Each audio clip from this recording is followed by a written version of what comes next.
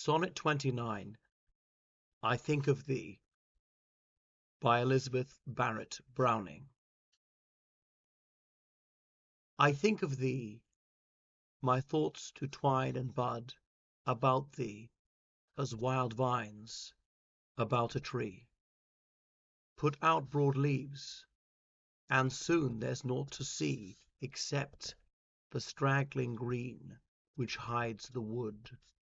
Yet, O my palm tree, be it understood, I will not have my thoughts instead of thee. Thou art dearer, better. Rather, instantly renew thy presence, as a strong tree should. Rustle thy boughs, and set thy trunk all bare, and let these bands of greenery, which ensphere thee, drop heavily down, burst, shattered, everywhere, because in this deep joy to see and hear thee and breathe within thy shadow a new air, I do not think of thee. I am too near thee. So that is a love poem to her husband. So Elizabeth Barrett Browning and her husband, the celebrated poet Robert Browning, were well known for a very happy marriage. She's a few years older than him, which was highly unusual at the time. They're a 19th century British couple who spent decades in Italy. And after a few years of marriage, they thought it was impossible to have children, but they were delighted when their son finally arrived. So Sonnet is written to a very strict 14-line format with a prescribed rhyme scheme and indeed metrical scheme. So some people think it's overly prescriptive, but let's go over it. So the number of the sonnets, and indeed in this case she gives a part of the first line as it's titled. So sonnet as a little song in medieval Italian. So I think of thee, that's I think of you.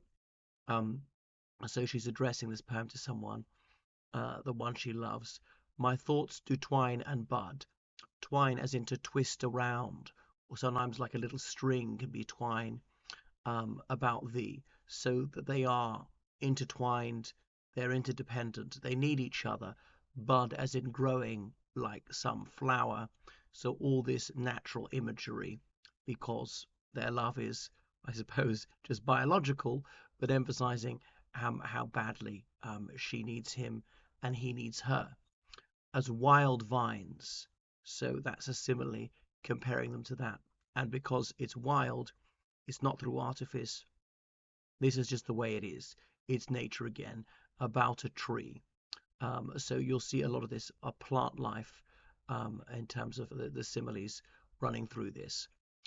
Put out broad leaves, and soon there's naught to see. And naught meaning nothing. So, but I suppose the leaves are blocking out everything you'd possibly see, except the straggling green which hides the wood.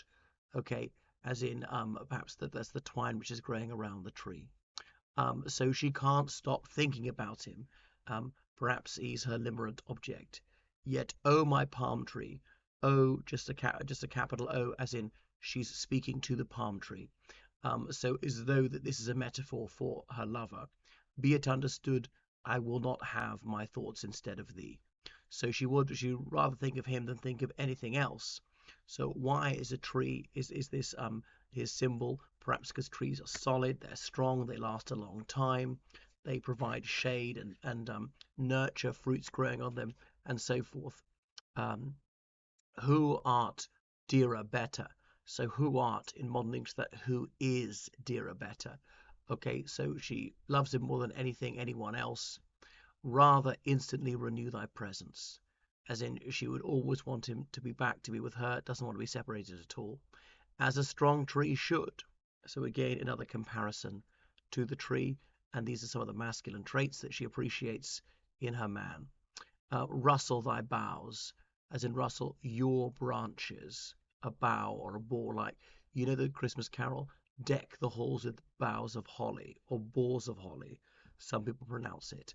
So you're shaking them, making that slight noise with the leaves. But of course, the trees don't choose to do so. It's the wind is doing that. And set thy trunk all bare, as in make your trunk bare, as in all the leaves would have fallen off. And let these bands of greenery which ensphere thee drop heavily down. So she doesn't want too much foliage around him. She wants to be able to see the tree, so nothing to separate her. So I suppose she likes him as he is, with no adornments. Perhaps it's suggested that she doesn't want to have wealth or expensive clothes or status, something like that. She just likes him as an individual. Um, Burst, shattered everywhere. Okay, so she wants to get rid of all the frippery, all the unnecessary stuff. She just wants her husband as he truly is, because in this deep joy to see and hear thee. All right, so that's self-explanatory. It makes her so happy just to see and hear him. Thee meaning you, Thee, as the informal word for you in those days.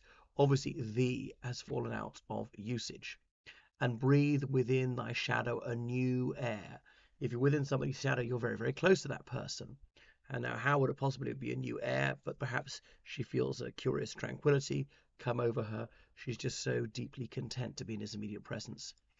I do not think of thee. I am too near thee. So when she's actually with him, she doesn't actually have to think of him. She's experiencing him as he really is. But notice the rhyme scheme. I will read it to overemphasize the rhyme scheme, not the rhyme scheme, forgive me, the scansion. I think of thee, my thoughts do twine and bud about thee, as wild vines about a tree. Put out broad leaves, and soon there's naught to see. Do you notice how regular it is? Um, is there a message in that that she likes the predictability and the certainty of a relationship? Perhaps because people write to this format and they sometimes break it because if they're not skilled enough at the craft of poesy, the poet or poetess might be bothered for a rhyme or not quite find a word with the right arrangement of syllables, and therefore it breaks down. But a more gifted poet will write it that way because he or she wants to surprise the reader, to underscore something by breaking with the scansion. Uh, and then you see it's rhyme scheme, A B B A B A and so on. Yeah. All right. So that's it. So you point out the use of similes, use of imagery, perhaps metaphor. It's somewhat emotive. It's addressed to one person. And if you're writing about her, you could say the poetess is archaic now, I suppose. Possibly Barret Browning, mention her name once or twice. If you want to have a sentence about some biographical detail, that's fine. Obviously, don't delve too much into that. Analyze it closely. Plenty of quotations, sometimes just one word, sometimes a whole line. It can have your analysis before the quotation or after the quotation, but you must have your own analytical writing. You can't solely have the quotation and say nothing about it. Needs your comments. So plenty of quotations, almost impossible to overdo them. I would say at least one quotation per paragraph. The more the better, within reason. Right. Thank you for listening.